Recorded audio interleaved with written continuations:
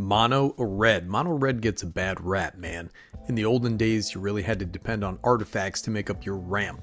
And a lot of your draw packages too. Ramp with artifacts, it's in fine shape nowadays with a clear proliferation of 2-mana rocks for your 4-mana commanders. Plus we have impulsive things like treasures. Come on, man. Treasure production is in fine shape here in mono red.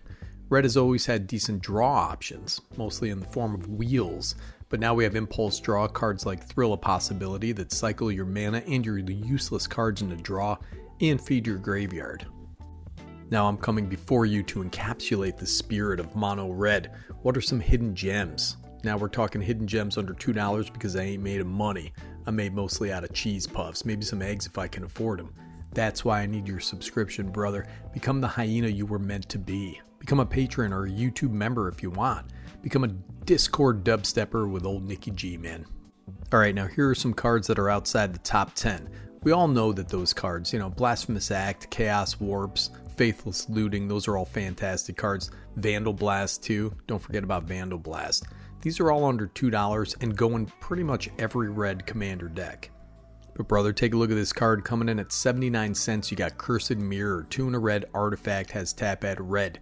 As this artifact enters, you may have it become a copy of any creature on the battlefield until end of turn, except it has haste. It's such a bomb card, dude. It encapsulates the spirit of red. It's powerful, it's explosive with haste, just a temporary bomb that sticks around to make mana. Every red deck, man, every single one, this card belongs in. How about this card, Rising of the Day? 2 in a red for an enchantment. Creatures you control have haste. Legendary creatures you control get +1/+0. Rising of the Day is 50 cents straight out of the Lord of the Rings. So back in the old days, we had Fervor. This is a direct upgrade. It's still a banger. Fervor, man. I still play that in some decks, but this is directly better than that. When you absolutely need haste, check out the bald guy leading the charge because that's me, and that's better commander, dude. And listen, man, I would be remiss if I didn't mention the Loyal Apprentice. For 1 in a red, creature human artificer. It's a 2/1, has haste, has lieutenant. At the beginning of combat on your turn, if you control a commander, create a little 1/1 Thopter artifact creature token with flying. Token gains haste until end of turn. That's awesome. My mom always said to find a woman that looks at you the way the Loyal Apprentice looks at your commander. She's Myron, dude. She's Myron the commander. That little 1/1 flyer comes in so handy in so many decks. I love it. Yeah, man, that one's probably not a hidden gem, but it's just one of my favorite cards. So listen, I'm going to do whatever I want, dude. I made this channel. I can talk about whatever commander cards I want to. And so I'm talking about the bald man with the glowing eyes, 50 cents, Magus of the Wheel. 2 in a red for a creature human wizard. It's a 3/3, has 1 in a red tap. Sack it. Each player discards their hand, draws 7 cards. I love wheels. People say, oh, don't give your opponents cards. But it's kind of a toss-up as to whether they'll hate this guy or not. One guy at the table usually says, sure, wheel. I already spent all my cards. I got an empty hand. That's great. 2 others say, don't let him wheel. Don't let that guy wheel under any circumstances because they already have the cards they want. In any case, you can do this at instant speed exactly when you want to. Great card. Now coming in at 65 cents for a common, we have Witty Roastmaster. This guy's 2 in a red, creature Devil Citizen. It's a 3/2, has Alliance. Whenever another creature you control enters, this creature deals 1 damage to each opponent. This is such a monster in token decks. It hits each opponent. If you're making goblins or little dudes or little rats or whatever, this is going to be a real monster. He's blasting some heckler in the face, dude. And this is a hot take, but I think the hecklers deserve it. Kind of surprised this is on the list, but we have Neheb the Eternal, 3 red for a legendary creature, zombie minotaur warrior. It's a 4/6, has afflict 3. Whenever it becomes blocked, defending player loses 3 life. At the beginning of each of your post-combat main phases, add red. For each 1 life your opponents have lost this turn. This is what glory looks like. Indeed. This is such a bomb, dude. Once upon a time, this was a very pricey card. Got knocked down by a proliferation of reprints. Again, temporary mana based on damage. That's very red. So many effects ping your opponents for a couple damage, making this a veritable mana fountain. Alright, we're talking about Brass's Bounty here. 6 in a red for a sorcery. For each land you control, create a treasure token. That's it, very simple. So this may seem a little middling, right? But I've gotten this down to 3 mana with cost reduction. Sometimes you get it down to 1 mana with Saheeli the Gifted. I mean, if you're running cards like that, or you just want a lot of treasures, or a mana boost next turn, a lot of artifacts, this is just a bonkers card.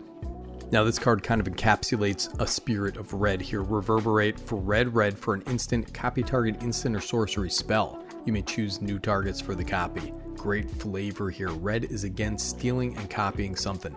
You got to pick your moment. You can do this on one of your spells or one of your opponent's spells. It's chaotic. Sometimes it's a dud, but if you got a ramp spell with this on turn 2 or something, you got your money's worth in my book, brother. Coming in at a buck, we got a legend. Jaxis the Troublemaker is 3 and a red. Legendary creature, human warrior. It's a 2/3. Has red and tap, discard a card, create a token that's a copy of another target creature you control. It gains haste, and when this token dies, draw a card. Sacrifice it at the beginning of the next end step. Activate only as a sorcery. Has blitz for 1 and a red. So for the red mana and the tap, you get a token copy of some ETB creature you're packing. And you get a card back for your discarded card. You feed something into your graveyard. This card is phenomenal, man. Now look at and appreciate this 14-cent slapper, the Generator Servant. This guy's 1 and a red. Creature elemental, it's a 2/1. Has tap, sacrifice it, add colorless. If that mana is spent on a creature spell, it gains haste until end of turn. This guy exists for one purpose and one purpose only, to collapse in a little splooge of mana to get your commander out there. That's it, and he's happy about it. Now this one's kind of classic, leaning into the theft mechanic that's so intrinsic to red play. You have the treasure nabber, 2 and a red for a goblin rogue. It's a 3/2.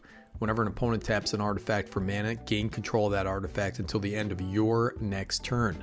The law of givesies backsies is respected by every noble pursuer of shiny things. 35 cents for this banger. He's holding the soul ring. It's pretty on the nose. Or you have the Lord of the Rings version. People hate this card, which tells me that it's pretty good. It's pretty innocuous, just a temporary steal. You can have it back in a minute, you damn misanthrope. Just let me use your soul ring for a second, dude. Look at this beautiful card, man. This is another one that used to be very pricey, but is now just a couple cents. Grenzo, Havoc, Razor, red, legendary creature. This guy's a goblin rogue. It's a 2/2. Whenever a creature you control deals combat damage to a player, choose one. Goad target creature that player controls, or exile the top card of that player's library. Until the end of turn, you may cast that card. You may spend mana as though it were mana of any color to cast that spell. Do you believe that this is 15 cents? Such a chaotic bomb, dude. Say you damage a guy with 4 1/1 Thopters. That's 4 cards you get to look at, or 4 goads. That's unique, brother. That's havoc, and that's mono red. Now coming in at a damn buck, we have the Trumpeting Carnosaur. 4 red for a creature dinosaur. It's a 7/6 with trample. Come on, dude. That is just such a stat line.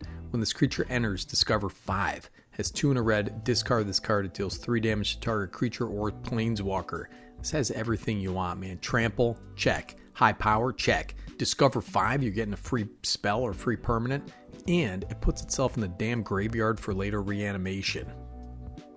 Alright, last one here, the Molten Primordial. This guy's 5 red, creature avatar, it's a 6/4. I love this card. Has haste. When this creature enters for each opponent, gain control of up to 1 target creature that player controls until end of turn.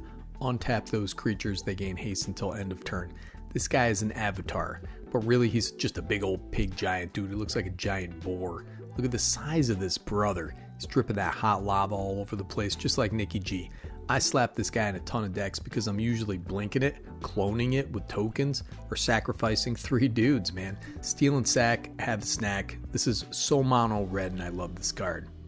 And that is it for today, brothers. Mono red is such a phenomenal archetype. There's a bunch of cool commanders. I actually covered some legendary creatures right here in this very video. One of my favorites is Kirkesh Onaki Ancient. Go ahead and look that guy up. I'll throw a picture of him up here. He does some stuff. He's an artifact combo deck, kind of wins out of nowhere. I won a 5-player game with that one time. Everybody got all mad at me because I fireballed everybody down to death, turn 7 or so. Anyways, man, that's the way the cookie crumbles sometimes. Sometimes you win, sometimes you get fireballed to death, and that's better, Commander Dude. Nikki G, sign it off.